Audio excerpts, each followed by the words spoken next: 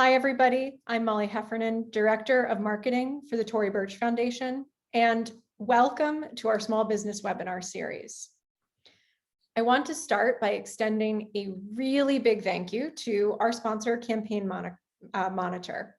They're a global technology company that specializes in email marketing, and they have helped make this entire series possible and are helping us learn with all of you today.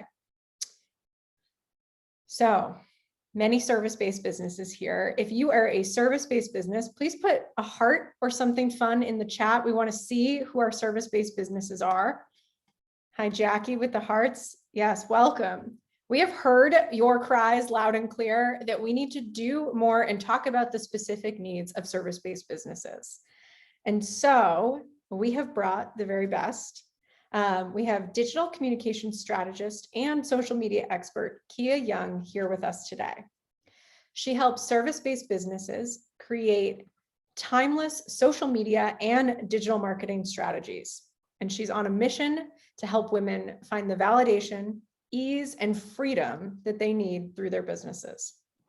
Kia, we are so thrilled to have you here, and we are ready for this workshop to help service-based businesses use social media to find their customers. So just a few logistics before I hand it over to Kia. Throughout today's session, please put your questions in the Q&A box. Our team is culling through. We want to make sure that we answer as many questions as we can. And then for all the fun stuff, use the chat.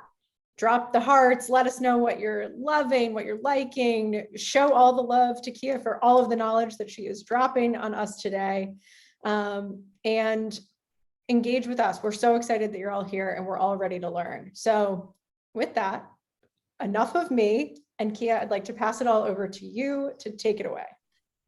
Thank you so much, Molly. I really appreciate it. I am going to get my screen all shared. Let me make sure that I'm doing this the right way. Go to full screen. So everyone should be able to see my slides right now, hopefully. But first, just wanted to say thank you again for having me back. I absolutely adored the last workshop that I led with the Tory Burch Foundation back in April of 2021. And it's really just an honor to be back. And I think the best part of our last time together was what came after, which was being able to connect with so many founders and keep in touch with quite a few of you as well. So now, before, Molly did a great job of kind of introducing me, and I'm going to share a little bit more about me in just a second. But if you've ever been to one of my workshops before, you know that I always do a temperature check for the room by asking one very specific question. So I'd love it if you'd indulge me for just a moment and answer this question in the chat. And that question is, would you say that for you, social media is a pedestal or a roadblock? Type that answer in the chat. I won't judge. There isn't a wrong answer here. Let me see really quickly. I see, roadblock. I'm seeing, it's going so fast. I'm seeing pedestal and roadblock, pretty 50-50, but I love that I'm seeing so many pedestals. Oh my gosh, this chat is going so fast. I could barely keep up. But so we all know, some entrepreneurs consider social media like their secret weapon, right? It puts their expertise on the pedestal for others to see. And while others consider it a giant roadblock that's standing in the way and separating them from their ideal clients and the sea of just people that are waiting to work with them, right?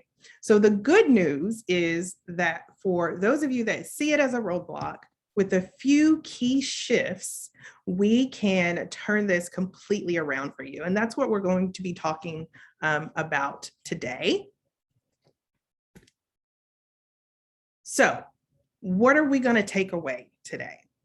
The three things that you're going to take away today are 4 things that you must be crystal clear on to confidently build, connect, and convert on social media, okay? The second thing is we're going to talk about the elements of an intentional social media strategy. And the third thing is you're actually going to walk away with a starting point, an action plan to start building your own intentional social media strategy. So we have a lot to get through today. I'll try to not go into my fast talk mode, but we'll see. So we're going to be doing all of this from the unique perspective of being service providers, right? Because we're all service-based businesses here. You see, for service-based entrepreneurs, our approach can't mirror or mimic a product-based business. And that's outside of the obvious difference of delivery and how they deliver actual products and have supply chain and all that to deal with. But the biggest difference that I want you to embrace today, if you leave with nothing else, what I need you to know and to embrace is that the biggest difference between service-based businesses and product-based business owners is how our clients actually perceive us, how they shop for services versus how they shopped for products, and then what those ideal clients actually need to push them from being like simply interested in your business, like, oh, I'll follow her on Facebook or Instagram or LinkedIn, to actually saying, yes, this is the person that can help me get the results that I need for my business or for themselves, depending on what service that you provide. And that's really our first lesson or kind of first shift that we're going to make today, that you have to put yourself in your client's shoes for decision-making, okay? I believe that we naturally do this when it comes to customer service and customer experiences and building out our offers, right? We consider how our clients are feeling, how they want to be treated, how they want to be supported. We know their pain points, right? I know all of us have done the ideal clients and what their pain points are. We know all of these things, but when it comes to the content that we are putting out, on social media and in email marketing and any kind of marketing, we really have to move from being objective from being subjective, to being objective and putting ourselves in our clients' shoes. And if we can do that, then our clients, we will start seeing those engagements and conversions that we deserve, okay? And so the way that we put ourselves in our clients' shoes is by focusing on how we can show up differently. Service providers must show up differently in our marketing and messaging. And today we're going to learn why that is and how that is. So we've talked a lot about you and who you are and what services you provide. And if you feel like social is a pedestal or a roadblock, and we talked about what we're going to explore together today. I should probably let you know a little bit about me. So Molly did a little bit of that in the beginning, but just to kind of give you some context of why I was invited here. So I'm a digital marketing and social strategist. I work only with what I call service-based superstars. So I've spent the last 4 years helping entrepreneurs bring their brands to life on social and beyond social. And over that time, I've studied, I've explored, and really mastered what it takes for service providers to intimately connect with their ideal clients and target audience, and what the information your community needs from you on a continual basis to move from being just a casual community member to being a paying client, okay? And that's what we're going to be discussing today. Few other tidbits about me. I live in Maryland in the DC area. I'm recently divorced, have 3 kids. My oldest is a daughter. She's in college. My oldest son is a freshman in high school. And then my youngest is an 8-year-old. He has Down syndrome. And so I'm all over the place. I'm sure we can relate in some way, shape, form, or fashion. And in this stage of life, I really embrace all things cozy and with ease. And that really shows up in how I design strategies, how I teach, and how I really build strategies for service providers. We want it to be cozy and we want it to be filled with ease. In fact, we were just connecting before this call about the fact that my Christmas tree is already up because I love the twinkle lights at night. And so my Christmas tree is already up. I'll always prefer tea over coffee. My home is my absolute favorite place on earth. I really love it here. You'll very rarely find me without cozy socks on. So that's just a little bit about me. For those of you who love like those identity markers, and there's a reason why I'm telling you all this. I'm an Aquarius, but I have a Cancer moon, Capricorn rising, okay, to balance out those Aquarius traits. And I'm an Enneagram 1. I'm an INFJ, if you're into Myers-Briggs, and I am a huge, huge introvert. So I'd love to see in the chat, in the comments, if we have anything in common. I shared a lot about myself, but I want to hear, what do we have in common? I'm looking in the chat now just to see if I'm seeing someone's home as their sanctuary, also Cancer rising, introvert all the way, our kids. I see a lot of Aquariuses, divorce, cozy socks. That makes me happy, happy, happy, happy. Now, if this is the first time we're meeting each other, I just shared, of course, a lot about myself, right?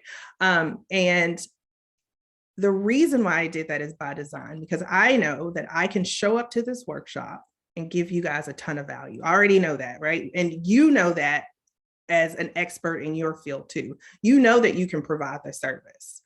And that part is really simple. What's not as simple is you actually getting to know and like me as a person, right? So tell me in the comments if you've ever heard that it's critical to establish the like, know, trust factor in your business. Yes, I figured I was going to get a lot of yeses.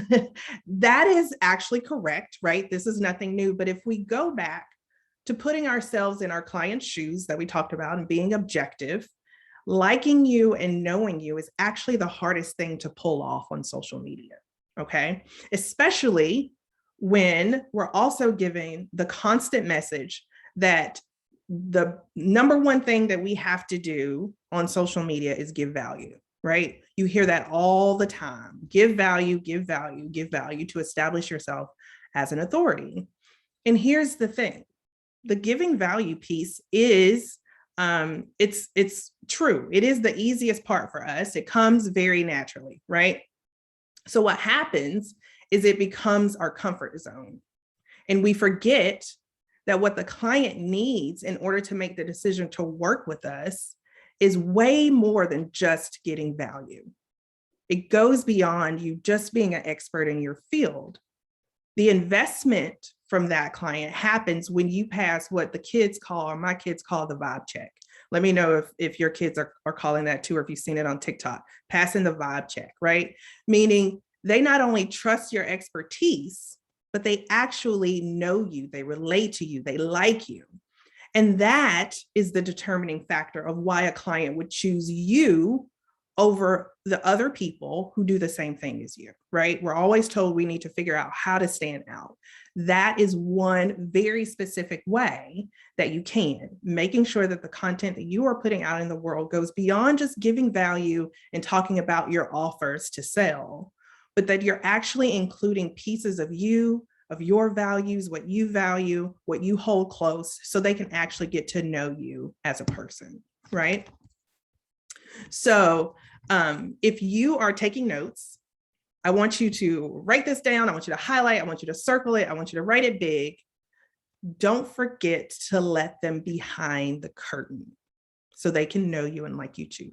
Don't forget to let them behind the curtain. And truthfully, when you have a community of people that you know the real you, right? And they have a lot in common with you, they can relate to you, they vibe with you, it actually becomes more fun because these are your true people. You're interacting and engaging with people that you actually could really vibe with in real life, right? So it becomes less of a roadblock when you're building a community of people who you have things in common with, okay? Now, right now, some of you are realizing that establishing like, know, and trust is a call to action or personal challenge from me to you. But it's not the only challenge. I talk to service providers every single day, and when I ask what challenges they are facing, their answers broadly fit into this category. They get stuck on the how do I stand out? How do I make connections? How do I be truly authentic? Not because you don't know what to do, right? It's not that you don't know what to do, but you're not sure how to do the things that you're being told is essential. For example, it's not that you don't know how to give value.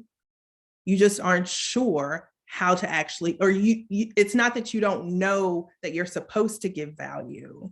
It's really figuring out, okay, how do I actually do that? How do I actually give that value, right?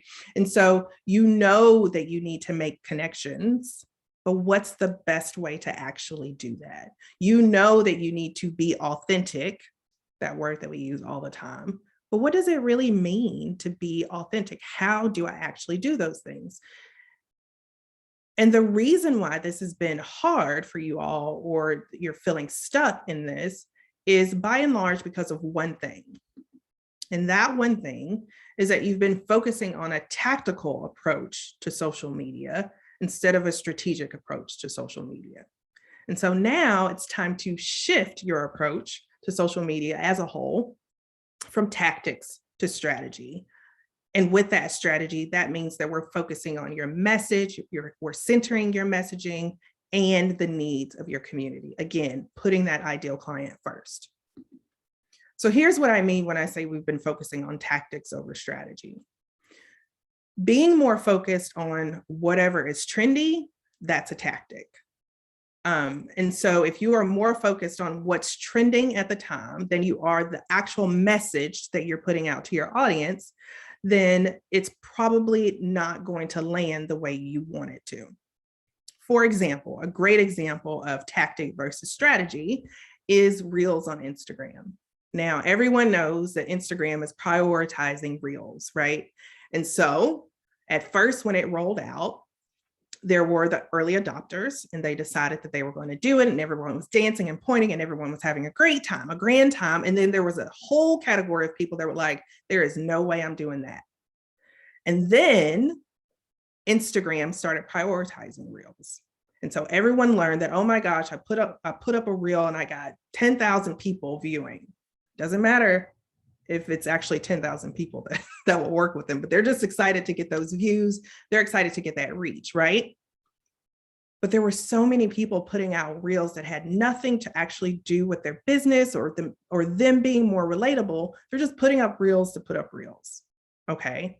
Now, if what you do is take the act of making the Reel itself is a tactic, but the real focus, if you shift that to what am I communicating to my audience with this Reel, right? Because that's where what your audience actually needs.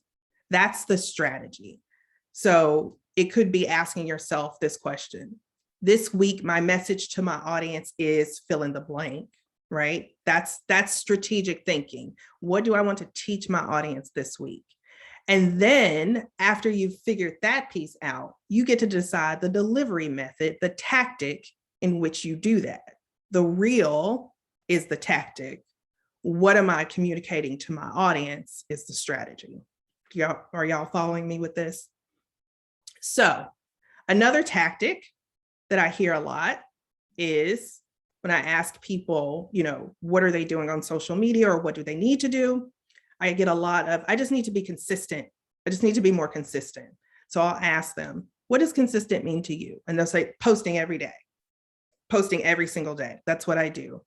And I'll even throw in there for product-based businesses, I hear a lot, I'm posting 3 times a day. All right. Or another question that they'll ask is, what are the best days to post, or what is the best time of day to post? Now, depending on the platform, the algorithm is actually less dependent on the time of day and more focused on delivering your content to the people who are already interacting with you or known to engage with that type of content. So to make it more simple, in most cases, it does not matter what time of day you post. I'm just going to tell you guys that right now. Now, I'm not saying to go post at 2 a.m., but for the most part, posting at 8 a.m. versus 10 a.m. is not going to cause a huge difference or fluctuation in your reach and engagement. So the strategic answer to what you're trying to accomplish by posting every day is, how can I be consistent? And then defining what consistent is to you, because it is not every single day for most people. Fun fact, if you are posting every single day and you have low engagement, so average engagement is 3% of the people that are following you. Okay, 3% of the people that are following you. So if 3% of people or more are engaging with your content, then you have average or above average engagement. But if less than 3% of the people that are following you are not engaging with your content, you have low engagement. And what happens is the algorithm interprets that as you putting out content that nobody cares about. And so what happens is they're not going to continue to share it with people. They suppress your reach because the content itself isn't getting engagement. So the more you post, if you have low engagement, you're actually sabotaging yourself. Okay. So the first thing is to know what type of engagement, what your engagement rate is, which you can find in your metrics, and then deciding to focus on quality content versus quantity. So the strategy behind that is not posting every single day, but posting content, engaging content more often. Okay, so focus on quality, not quantity, when you define what consistent is for you, because it's often less than you think it is. One of the things that my clients always get excited about is that I'm 9 times out of 10 telling them they can post less than they already are. Okay, so another tactic that I kind of touched on earlier was giving value, right? Talking about giving value is a bit triggering for me, I'll be honest with you guys, because it's one of those cliche marketing terms that everyone has taken and run with and watered down. But it's not just about giving value, okay? It's about giving the value that your ideal client actually needs in a format that they actually want. Again, going back to putting ourselves in our clients' shoes. So I often tell this little anecdote about one day I was researching hashtags, and I looked up the hashtag virtual assistants on Instagram. And I went to the most recent category. So I'm looking at who has most recently posted using the virtual assistant hashtag. And when I looked under that hashtag, I saw with pretty easily, I'd say anywhere from 4 to 5 posts from different people that said, what is a virtual assistant? And then they went into detail describing what a virtual assistant was. And it made me sad, actually, because I'd venture to say, if someone is on Instagram and is an ideal client of yours, they know what a virtual assistant is. They don't need that information.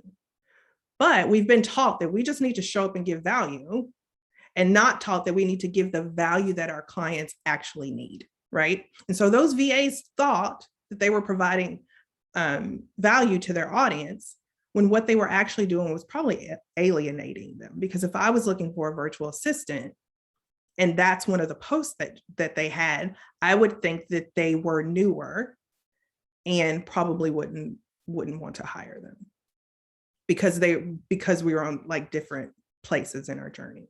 Okay, so if giving value is a tactic, what is the strategy for giving value? That is making sure that your content intersects with what your audience needs to hear from you in a way that they actually want to receive it. And the second part of intersectional content is moving beyond what I call 2D content. I kind of touched on that earlier, which is this idea that your posts are either giving value or it's a sales post. You're talking about your offers, you're offering them something to sell. So if we're establishing like, know, and trust in your social media strategy, that has to incorporate more than just those 2 types of posts in order for your audience to feel like they're ready to buy from you. Okay, so in your notes, I want you to write this question down and return to it later. And that question is, where have I been focusing on tactics rather than strategy? Where have I been focusing on tactics rather than strategy? And truly answering that question is going to be the first step to building a more intentional social media strategy. you see, intentional social media strategy has less to do with tactics like when to post and more to do with identifying and proclaiming why you're on social media, identifying what you want to accomplish as a result of the time that you invest there, who you want to reach as far as your ideal clients and your target audience, which are two totally different things, by the way. We'll get into that in just a second. And then where you're going to actually reach those people, making sure that you're on the right platforms, and what to post, which is amplifying your actual unique message. Now, in order to design an intentional strategy, it will require clarity in 4 areas. So this is one of your takeaways today, right? First, it's social media objectives. Knowing the reason why you are on social media, why you're showing up. Second one is knowing the difference between your ideal clients and your target audience. The third is getting your message out to the world. And the fourth is intersecting your message with the needs, the needs of your clients, the platform, and you, okay? So let's start with social media objectives. Social media objectives is knowing what you're on social media for beyond gaining followers and visibility. So it is generating X amount of leads per month or week? Is it booking speaking engagements? Is it helping your clients grasp a certain concept? These are the objectives. These are the things that we actually have to identify so that when we see them written down, it will help determine and inform the type of content that we're putting out. Because if you're never talking about the fact that you're a speaker and you want to book speaking engagements, or never talking about the fact that you're open for to be interviewed on podcasts, right? There's some pitching involved and things like that. But those are the type of things that you can speak about openly that will return or cycle back to these social media objectives, okay? Next is the difference in understanding the difference between ideal clients and target audience. So your ideal client is what I call the perfect 10 dream client. They meet certain standards. They are actual candidates to work with you, right? Everyone says that's who you need to focus on. You only need to be talking to your ideal clients. And that is actually something that I reject. I reject the notion that we're only supposed to be talking to our ideal clients, because I also feel very strongly that it's just as important at times to talk to the people that are adjacent to your ideal clients, because those people can appreciate your work, not necessarily be a candidate to work with you, but know people who do. And they can serve as your cheer squad or your referral sources. So sometimes it is very important to recognize that we should be able to talk past our ideal clients so more people know what it is that we do. Now, your target audience includes your ideal clients, yes, but it expands beyond that to your peers, to your ideal clients' peers, and people who really influence them. Okay. The third area that requires clarity when building a social strategy is your messaging. What do you actually have to say? What does your audience actually need to know? And what is your unique approach, methodology, and philosophy to that? That's your message to the world. So are you clear on those things, or is this a place that you actually need to spend some time working through? Tell me in the chat, yes or no, if you have got your unique message down pat, or if this is an area that needs work. So tell me I got it, or it needs a little bit of work. I'm looking in the chat to see. I'm seeing a lot of needs work. Congratulations to you all that are saying, yes, you got it. That is really exciting, but I'm seeing that a lot of us need help with that. And that is okay. The fourth place that requires clarity is conveying your message in a way that actually intersects with what the platform needs, what your audience needs, and what you need. Okay, so going back to those social media objectives. So your platform needs, remember I said earlier that the algorithm is looking for certain things from you. We actually have a job when we show up to social media, and that is to create content that people actually engage with, because the platform itself wants your help in keeping people on the platform. So we're actually like, it's a job for us to do that, right? And so we have to keep that in mind when we're putting out content, right? And then for your audience's needs, again, going back to those messages and what you need, going back to those social media objectives. Now, how do you actually do this? How do you intersect those things? I call them content objectives. This is a concept that I created. And the truth is, content objectives are truly just a desired result of your content.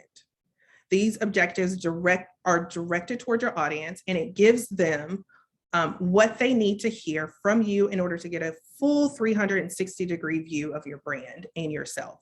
And so as you're creating content under maybe a theme or that messaging that we were talking about, you'll ask yourself, how can you achieve these objectives while talking about that one particular message? So an example is, if you have one topic, you can ask yourself, how can I engage, or I'm sorry, how can I educate people around this topic? How can I engage with them around this topic? So educate, that's our free give value, right? This is where we are really leveraging our expertise and our authority as an expert. Engagement content. Engaging content is a time that you will always be talking to the broader target audience versus just that narrower ideal client, right?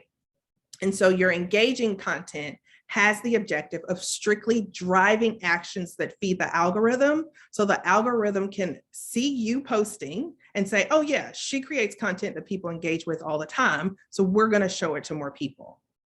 Okay. Highlight content is simply just keeping your audience aware of information about you and your brand. For example, I knew that I was speaking with the Tory Burch Foundation, and so we made sure that our audience knew that. We made sure that we were posting that type of thing. When you're on podcasts, when you have appearances, and even if you don't have those things, behind the scenes, things that you're working on, new things that are coming up, things that you're thinking about. Also, testimonials, case studies, like this is what falls under highlight. And last is convert. Conversion content is not necessarily the sale, okay? Conversion content serves the purpose of taking your community from the platform they're on to a different platform. So if you can get them from social media to a landing page, you have converted. Now it's up to wherever you're taking them to make the sale. So I want you guys to be able to delineate between social media is actually not where you sell. A social media conversion is taking them from one place to another, okay? And then on top of that, you're going to want to create 1 to 2 other unique objectives that meet your audience's needs, that are unique just to you, that show how you're relatable, right? And so a bit ago, I shared that the why, the who, the where, what was more important than the when, right? So here are the makings of an intentional social media strategy laid out in that same format. Your why is your social media objectives. Your who are your ideal clients and target audience, delineated, okay, separated. The where is what platforms you'll be on. Where are your ideal clients and target audience actually showing up? Making sure that you're on the right platforms, not just choosing based on what you actually like. The when is how often you post, the frequency of your posts. Still important, just not the most important thing. The what is your messaging. That's your content objectives, right? And your message. And then the how is how you're actually going to approach implementing this, okay? How you're going to approach implementing it, and a strategy for engagement as well. So while I'd love to be able to walk you guys through designing a social media strategy right now, we're always crunched for time here, but I do want you to ask yourself, do you have an intentional strategy? And if not, what pieces are missing, okay? Now, when we first started today, I shared that you'd have some clear takeaways. I said that there were 4 things that you will know, be able to walk away knowing 4 things that you have to be crystal clear on to confidently build, connect, and convert on social. That's your social media objectives, who your ideal client, target audience is, your messaging, and the objectives of your content, right? The elements of your intentional social media strategy, that why, who, where, when, what, how that we just went over.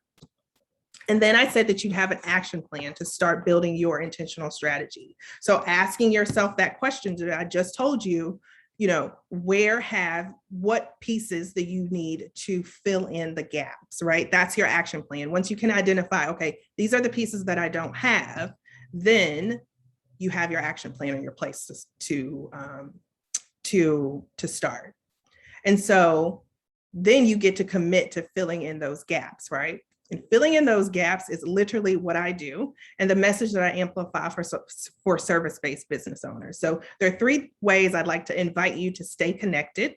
One is joining my email list on kiayoung.com. I have a weekly email that goes out called The Shift Marketing Thoughts of the Week. The second way is joining me in my Facebook group community.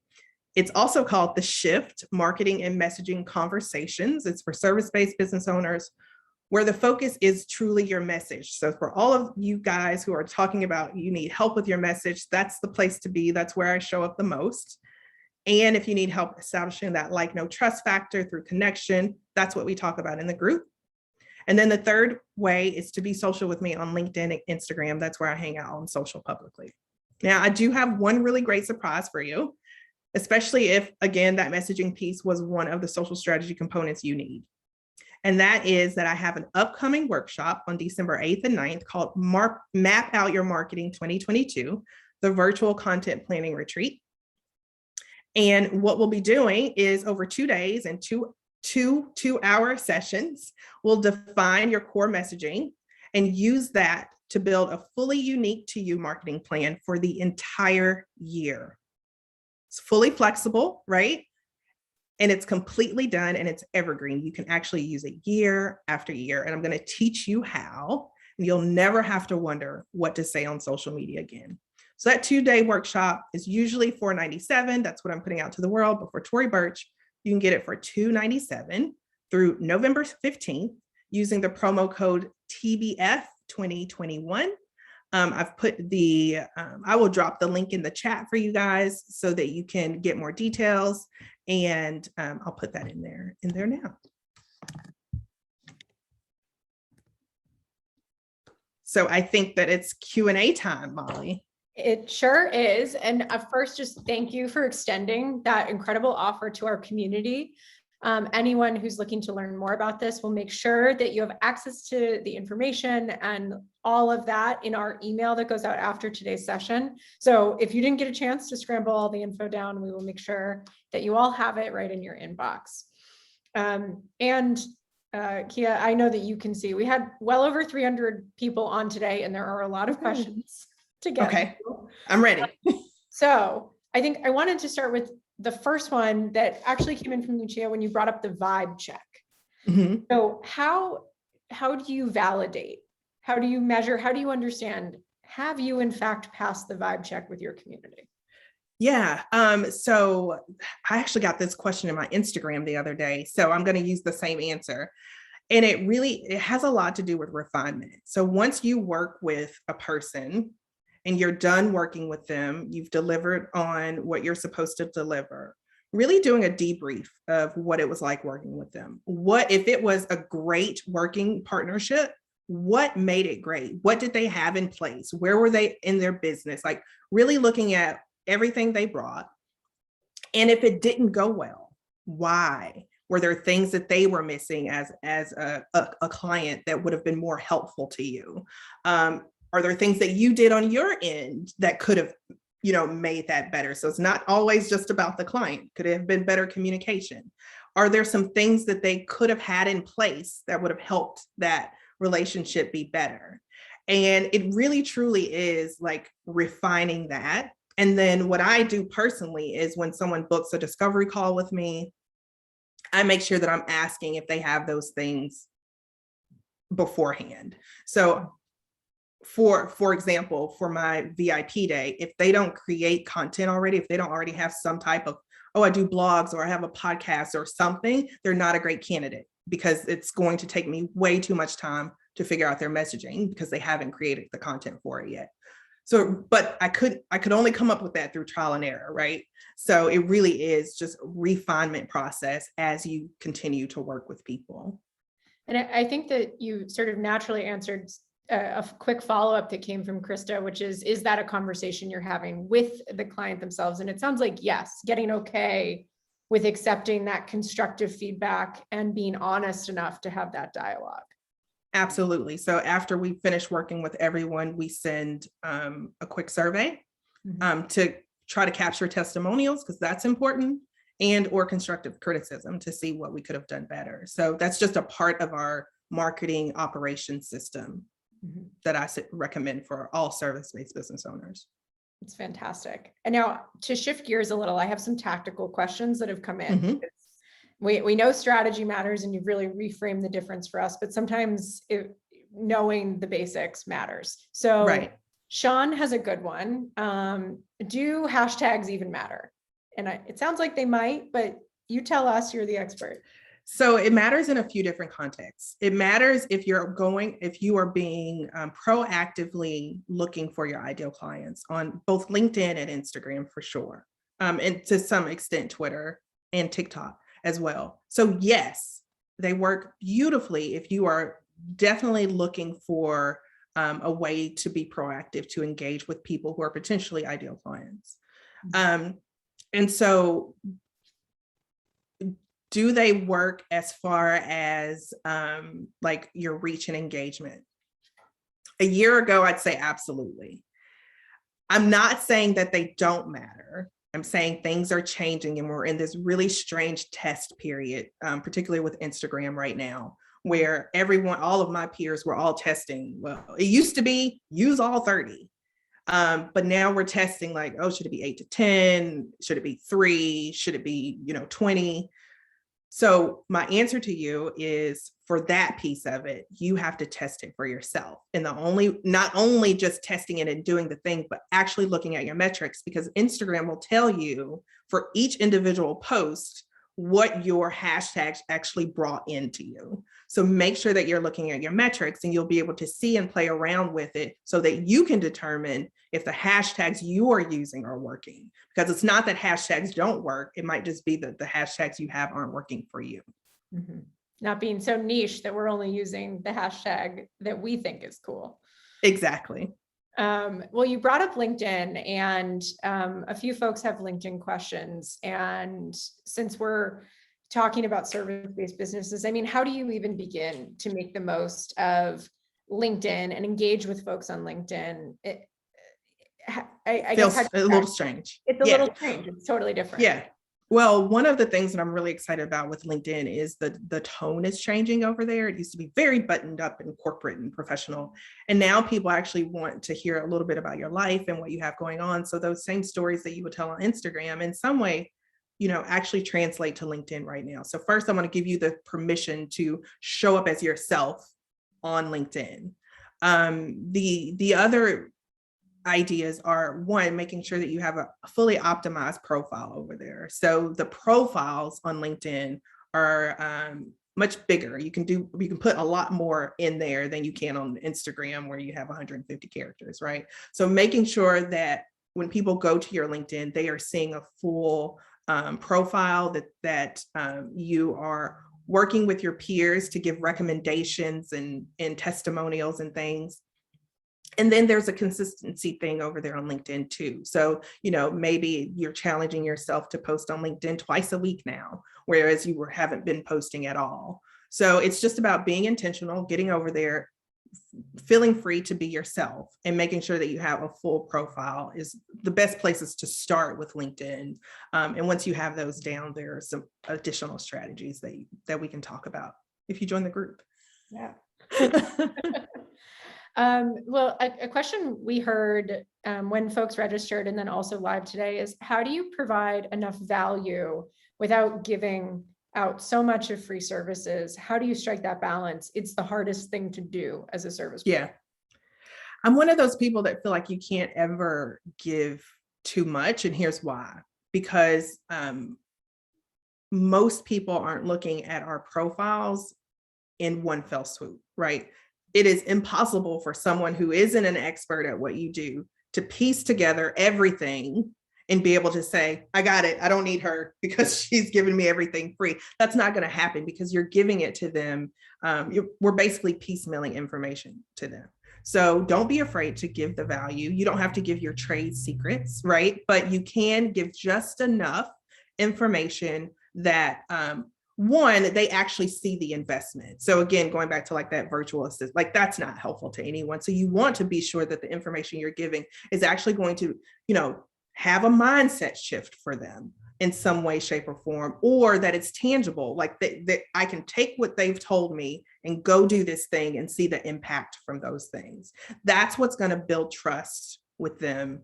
That's what's going to establish you as an authority and an expert in your field without fear of I've given everything away and there's nothing, they don't actually need to. No one is in that position where you've just given so much free value that no one wants to work with you. In fact, it's actually the opposite of that. Mm-hmm.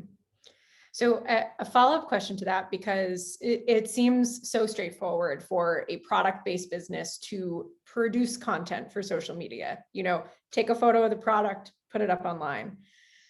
But when you're a service-based business, you have to get a little bit creative. So what should people be thinking about when it comes to posting and creating content? Do you have any tips or tricks up your sleeve that you recommend?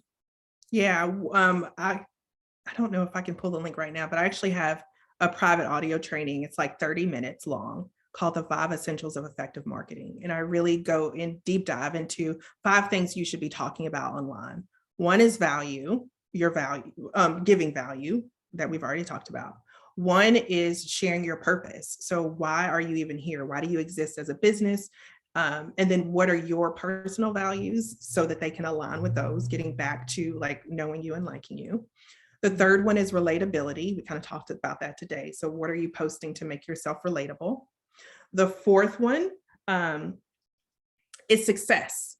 So what type of successes are you having with your clients? What kind of successes are you seeing? That could be a testimonial, that could be you storytelling, the what you experienced while you were working with a specific partner or client.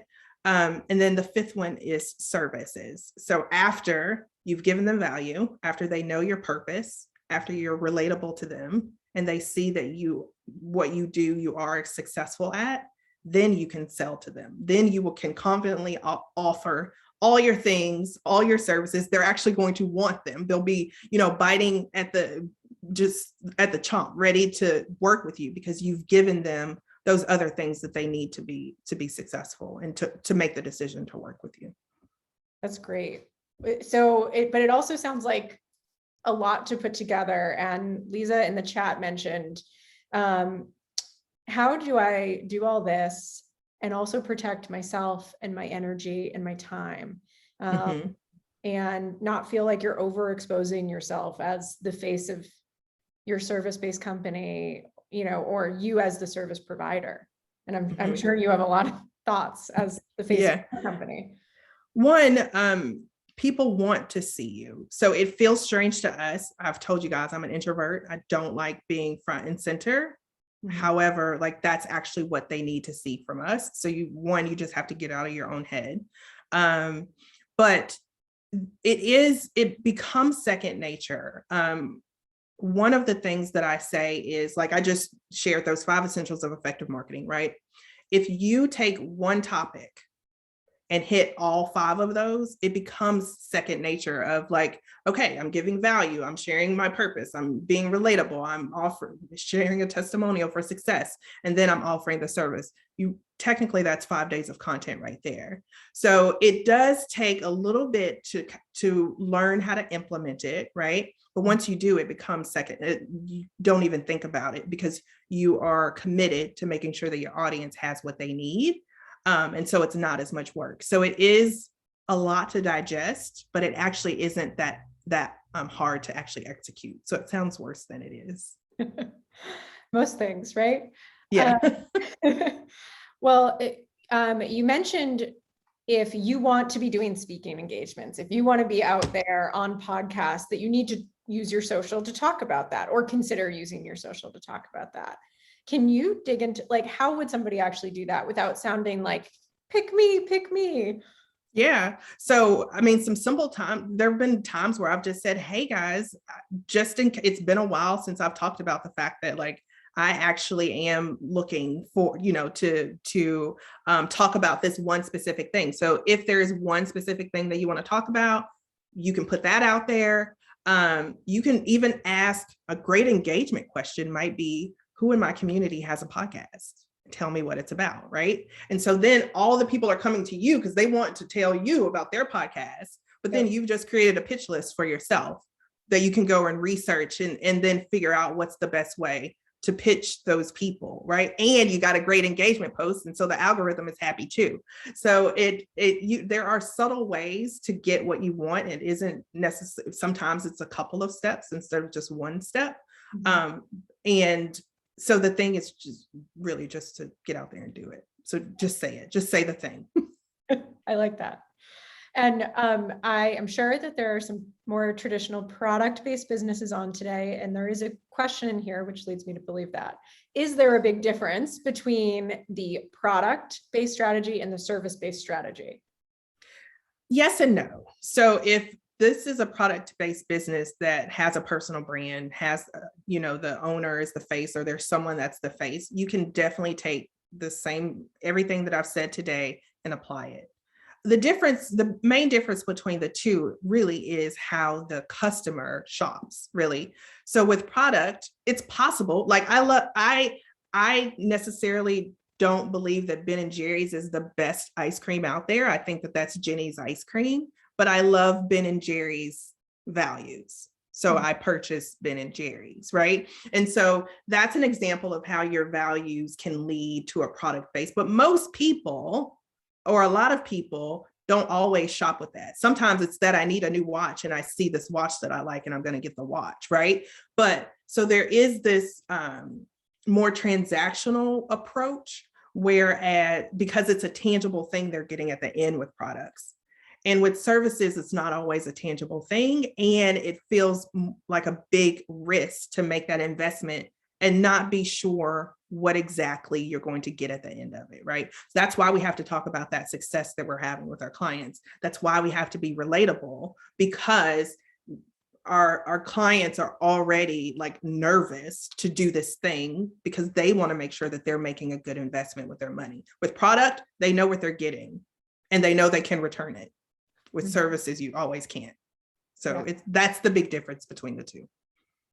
Do you think that there's something there about also being honest with your customer about what work they're going to have to bring to the table for the desired outcome? Absolutely. Absolutely. And that's why, going back to like having a questionnaire or something up front to make sure that they are right for you, because it's not just about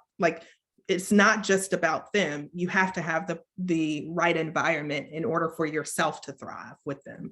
Otherwise, you're setting yourself up for failure and resentment. We want to avoid that. Right. I have a couple tactical questions, and then I want to get to a question about ads. So I think we're going to squeeze it all in. So Shannon asked, if posting time of day doesn't matter, why are there analytics on this? And I'm going to tack on, what analytics do in fact matter? What should you actually be looking at? So I said it doesn't matter as much. And that's because particularly Instagram's gotten rid of chronological order, right? So the way the algorithm works, what they're telling you on metrics is this is when most people are on. Not necessarily this is when most people are going to respond to your content. Okay, that's the big difference between the two. So you can see when most people are on, but what happens is when you interact with someone's content, so we are interacting with someone else's content, it's almost like the algorithm saves that. Like they're like, oh, I'm going to put that in my back pocket because the next time Kia comes on, I'm going to show them Molly's content. It doesn't matter when Kia comes on, but I know that Kia has engaged with Molly. Kia likes Molly's content. And so I want to keep Kia on that platform. So I'm going to give her what she wants. That's how the algorithm works. And that's why if you think about on Facebook, how sometimes you're following people and you're friends with people and you haven't seen their content in forever, it's because you haven't interacted with each other. And so the algorithm hasn't put their content in front of you because it can't trust that you're actually going to engage with it. Mm-hmm. So that's why I say it's less to do about the time of day you post, because whenever I hop on, it's going to show me Molly's content anyway. Mm-hmm. Like when you follow somebody new and it's like, why is this the only person I'm seeing in my feed? Exactly. Right now? Exactly. Just like that. So there are a couple of questions in here about ads. So should you be running an ad campaign simultaneous to a lot of your organic? How does a social ad strategy play into everything that you've been sharing with us today? Yeah, so everything I shared today is very much focused on organic strategy, right? Ads is just so I say that there is nothing free, right? There's absolutely nothing free in social media. We are paying for organic reach with our time.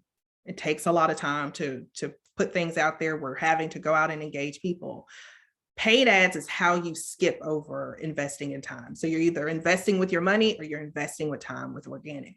So if you need to reach people faster, if you're launching something new, then you want to consider ads. There's so many different scenarios. So I don't want to, and especially service-based, if it's untested, then you're running into like I don't want to say losing money, but basically just gathering data for the first couple of times you run it. You have to look at it as, okay, this is an investment in getting some analytics versus this is an investment in getting like 100 sales. So I don't want to just tell you like, oh, I'm ready to skip over and I'm ready for this to happen faster, so I'm going to go do ads.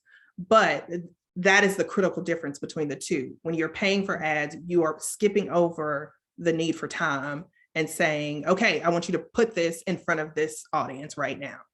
Mm-hmm. That is so true. And we are running out of time for questions, but I know, just to also hammer home on the ads point, having everything in a good place where you are ready to also understand that data that you might be collecting and do something with it. And anecdotally, Foundation, we ran some ads at a point in time and we weren't set up to track folks properly, retarget you. And so that was not a good spend for us. And it didn't see the conversion we wanted. So you really have to know what your desired outcomes are in the pathway before diving into the ad space. And there's a lot of power in learning from your organic community first. Mm-hmm, for sure. So I wish we could stay on and answer all kinds of questions. But what people can do is participate in your event later this month and learn more from you. So highly encourage everyone to do that. And Kia, I just cannot thank you enough for being back with us this week. I know I've learned having me. a lot. It's so great to have you.